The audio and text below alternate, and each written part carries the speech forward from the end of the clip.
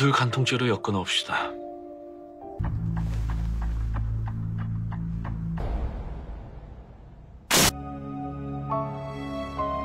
Kali ini Minute akan membahas drama Korea yang berjudul Marry My Husband episode 15. Tanpa berlama lagi, mari kita review. Pak Lee sedang mendikte Yang Juran tentang apa yang harus dilakukannya terhadap suaminya. Yang Juran lalu berterima kasih karena Pak Lee selalu mengantar dirinya ke rumah sakit. Di kantor, suasana menjadi tegang. Min Hwan bertekad menghilangkan nyawa Ji-won. Beruntung Ji-hyuk datang dan langsung membanting tubuh Min Hwan tanpa ampun. Namun Ji-won sudah terkulai lemas tak sadarkan diri. Dan akhirnya Ji-hyuk dan Min Hwan diboyong ke kantor polisi. Min Hwan berkata jika Ji-hyuk harus bersiap karena ia akan menghancurkan hidupnya. Min Hwan lalu memberi saran pada Yoo Ji-hyuk untuk tak mempercayai Ji-won karena Ji-won lah penyebab dirinya menjadi hilang akal seperti ini. Tentu Ji-hyuk tidak goyah dengan semua perkataan Min Hwan itu. Pak Lee dan Yang Juran yang kebetulan bersama segera datang. Sedangkan Ji-won kini sudah berada di dalam penanganan dokter. Telah diberi kabar tentang Ji-won oleh Ji-hyuk. Kembali ke kantor polisi. Ji-hyuk diperbolehkan keluar. Pak Lee sudah menjaminnya. Sedangkan Min Hwan merasa ketidakadilan. Ia murka dan terus berteriak di sana. Ji-hyuk juga memerintahkan untuk melakukan apapun agar Min Hwan bisa dipecat dari kantor. Pak Lee mengabari jika Ji-won kini sudah ada di rumah. Ji-won kini merasakan kecemasan yang berlebihan. Ia begitu sangat panik. Beruntung Ji-hyuk datang menenangkannya. Di tempat lain, Sumin mendatangi Yura. Dengan cerdik ia mengancam Yura dengan rekaman suara ketika Yura meminta ayahnya untuk pergi ke Tiongkok. Namun anehnya, kini ayahnya tak bisa dihubungi. Dan tiba-tiba Min Hwan meminta cerai dari Sumin. Yura pun mulai terintimidasi. Pasangan suami istri itu kini begitu merepotkan Yura. Bisakah ia melenyapkan keduanya bersamaan? Min Hwan meminta bantuan Yura untuk keluar dari kantor polisi. Bukannya berterima kasih, Min Hwan malah marah-marah dan bertengkar dengan pengawal pribadi Yura. Karma untuk Min Hwan mulai berdatangan. Ia dipecat dari perusahaan dan tagihan pinjamannya pun harus segera dilunasi oleh Min Hwan. Terlebih, Yura juga mengatakan jika Sumin mendatanginya dan mengancam dirinya. Min Hwan tambah frustasi. Dan akhirnya orang-orang dari pinjol pun berdatangan. Min Hwan merasakan sakit karena wajahnya babak belur. Ia memutar otak untuk mencari uang. Dan teringat jika Sumin pernah berkata ia mendapatkan banyak uang dari bermain saham. Dan benar saja, setelah dicek, Sumin memiliki banyak uang. Min Hwan juga menemukan beberapa gepokan uang. Min Hwan tak habis pikir, ia tertawa girang karena Sumin ternyata telah mencuri untuk ayahnya. Min Hwan menjual tas mahal milik Sumin untuk melunasi utang-utangnya. Min Hwan benar-benar sudah frustasi. Suami Yang Juran marah-marah di rumah sakit. Ia tak terima akan diceraikan dan dituntut atas perzinahan. Ia berbuat keributan di sana dan Pak Lee pun turun tangan mengusir suami Yang Juran yang tak tahu diri itu. Secara tiba-tiba Yoo Ji-hyuk menelpon Sumin. Keduanya pun bertemu. Sumin mulai berkeluh kesah dirinya yang mungkin terkena karma karena demi cinta malah meninggalkan sahabat satu-satunya. Tapi bukan untuk mendengar curhat Sumin tujuan pertemuan ini. Ji-hyuk meminta Sumin bekerja sama dengan dirinya karena Ji-won dan Min Hwan kini telah bersama lagi. Sumin pun hanya harus bersikap seperti seorang istri sah saja. Maka dari itu Ji-hyuk ingin memisahkan keduanya karena ia ingin memiliki Ji-won kembali. Sumin lalu bertanya kenapa Ji-hyuk membenci dirinya. Ji-hyuk lalu menjawab karena Sumin adalah seorang wanita egois yang tak bisa mempercayai perkataan orang karena sejatinya sifat Sumin pun begitu, tak bisa dipercaya. Ji-hyuk segera melapor pada Ji-won jika rencana keduanya untuk memanasi Sumin sepertinya akan berhasil. Panggung sedang disiapkan, tinggal menunggu untuk menangkap umpannya. Sumin pun kena mental, ia begitu muak. Kenapa semua orang mencari Kang Ji-won? Kini Sumin jadi lebih terobsesi pada Ji-won. Yura dinasehati oleh pengawalnya karena kini Ji-hyuk sudah bergerak lebih agresif. Dia bahkan menekan Min Hwan dengan pinjaman pribadinya. Dan untuk itu, meminta Yura untuk kembali ke Jepang saja. Namun Yura tak kehabisan akal, ia mendatangi kakek. Tak lama Ji-hyuk datang dan meminta kakek untuk tak membawa mantan tunangannya datang ke rumah lagi. Dan Ji-won pun muncul, diperkenalkan pada kakek sebagai gadis yang dicintai Ji-hyuk. Yura tak terima, selama ini ia tak pernah kalah dari siapapun. Pokoknya Ji-won harus lenyap. Ji-won kini berhadapan dengan kakek. Dengan berterus terang, Ji-won meminta pada kakek untuk menyerahkan Ji-hyuk padanya.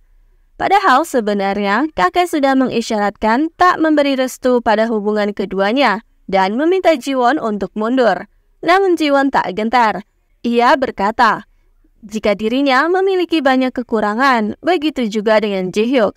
Selama ini kakek terlalu memanjakan Ji-hyuk hingga tak punya konsep uang. Ji-won sudah memarahi Ji-hyuk tentang semua itu. Ji-won ingin bahagia bersama Ji-hyuk dan mengatakan jika memikirkan Ji-hyuk yang seorang penerus perusahaan memang terlihat tak bisa dijangkau. Namun Ji-hyuk ternyata memiliki banyak sisi yang sebelumnya tak pernah nampak. Mendengar semua perkataan itu, kakek pun tersenyum puas. Esok harinya, Ji-won berada di lift kantor ketika Sumin terus menelponnya. Namun Ji-won mengabaikan, tapi ternyata saat lift terbuka, disitulah Sumin berada. Ji-won segera menelpon satpam untuk mengeluarkan Sumin dari kantor. Sedangkan Sumin terus nyerocos jika ia akan bercerai karena Ji-won kini telah menggoda Min-hwan kembali. Sumin lalu mengancam akan membuat poster Ji-won dan Min-hwan agar keduanya malu. Tapi Ji-won dengan nada mengejek mengatakan jika Min-hwan kini sudah dipecat. Dan untuk apa dirinya berselengki dengan suami orang? Dirinya bukanlah Sumin. Seharusnya Suminten berpikir, jika Min-hwan bisa berselengki dari hubungan yang sudah 7 tahun berjalan, lalu kenapa sekarang ia tak bisa melakukan itu pada Suminten? Ji-won terus memprovokasi sambil bernada mengejek, jika hanya Suminten saja yang menginginkan sampah seperti Min-hwan. Ji-won mana mau? Dan dengan sengaja, Ji-won berpura-pura salah mengirim pesan pada Sumin yang seharusnya dikirim pada Min-hwan. Berisi curhatan Ji-won pada Min-hwan jika Suminten telah membuat rusuh di kantor. Dan rencana pun berhasil kembali. Dengan menggebu-gebu, Sumin menelpon Ji-hyuk mengatakan jika Ji-won harus jatuh terpuruk dulu, baru ia akan bekerja sama dengan Ji-hyuk. Kini Suminten sudah ada di tangan keduanya. Baek Eun-ho seperti sudah mulai tertarik pada Haeyeon. Ia terus mencari keberadaan Haeyeon di tengah proses kerjasama dengan Ji-won tentang peluncuran menu makanan. Min-hwan memutar otak untuk mendapatkan banyak uang. Ia melihat asuransi kantor di mana tertulis jika pasangan meninggal dunia, maka uang asuransi akan cair. Segera Min-hwan mendatangi Yura. Ia berlutut di hadapan Yura, meminta agar Yura melindunginya kelak, karena ia berniat untuk menghilangkan nyawa Suminten. Toh, dengan begitu, Yura pun akan terbebas dari Suminten yang mengancamnya. Min-hwan benar-benar penuh tekad kejahatan. Ia kini miskin dan bahkan memikirkan untuk menghilangkan nyawanya sendiri. Dan ini adalah upaya terakhirnya. Ji-hyuk dan Ji-won memulai aksi lagi. Mereka tahu Min-hwan dan Yura sedang bersama. Ji-hyuk pun segera mengirim pesan pada Sumin jika Min-hwan dan Ji-won sedang bersama. Dan Ji-hyuk memberitahukan lokasinya juga. Ji-won segera memulai aksinya. Ia sudah tahu jika Sumin sudah membuntuti dirinya. Sumin menguatkan tekad. Ia nyelonong masuk ke kamar yang disebutkan Ji-hyuk. Namun sungguh di luar dugaan. Ia tersambar petir. Ternyata Min-hwan malah sedang berselengki dengan Oh Yura, bukanlah dengan Ji-won. Min-hwan benar-benar sampah yang bahkan tak bisa ditangani. Namun Min-hwan nampak tak bersalah. Sumin lalu mengancam keduanya akan melaporkan ke polisi dan akan memberikan rekaman suara juga. Pengawal Yura pun segera datang dan membuat Sumin pingsan. Rencana akan tetap dijalankan. Min-hwan menculik Sumin dan setelah siuman, Sumin mendapati dirinya sudah diikat oleh Min-hwan.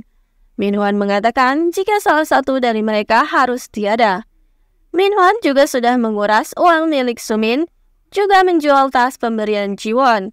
Sumin berteriak histeris tak karuan, meminta untuk dilepaskan.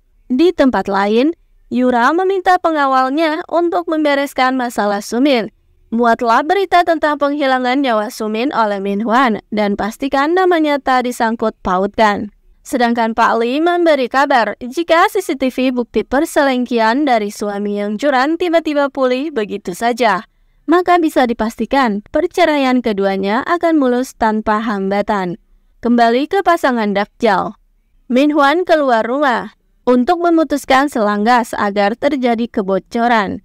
Namun sekembalinya Sumin tak ada di sana, hanya ada talinya saja. Dan tiba-tiba saja Sumin muncul membawa sebilah alat tajam, mengancam Min Hwan dengan itu. Namun Min Hwan mengelabui Sumin. Kini situasi Sumin terpojok. Min Hwan melukainya, namun Sumin bisa membalikan keadaan. Sumin mengatakan jika ia sebenarnya tak benar-benar hamil dan juga Min Hwan itu sebenarnya mandul. Pertarungan sengit antar suami istri itu begitu seru. Sumin Tan berhasil melukai kepala Min Hwan dan dengan wajah yang menyeramkan, ia mendorong tubuh Min Hwan sekuat tenaga hingga Min Hwan pun terjatuh mengenai meja kaca. Innalillahi. Takdir Jiwon ternyata berpindah nasib ke Min Hwan. Min Hwan pun tewas di tempat. Dan kini Sumin dalam pencarian. Dan pemakaman Min Hwan pun digelar. Ibu Min Hwan menangis sambil menyalahkan Jiwon. Andai Jiwon tak mengkhianati Min Hwan, maka ia tak akan menikahi Sumin hingga berakhir dihilangkan nyawa oleh istrinya sendiri. Diketahui rumah orang tua Min Hwan kemalingan. Itu pasti perbuatan Sumin. Sedang menjadi buronan polisi, Sumin malah mendatangi rumah Jiwon. Pokoknya Jiwon tak boleh bahagia. Kini mari kita tunggu karma yang akan didapatkan Sumin Tan. Dan episode 15 pun berakhir di sini.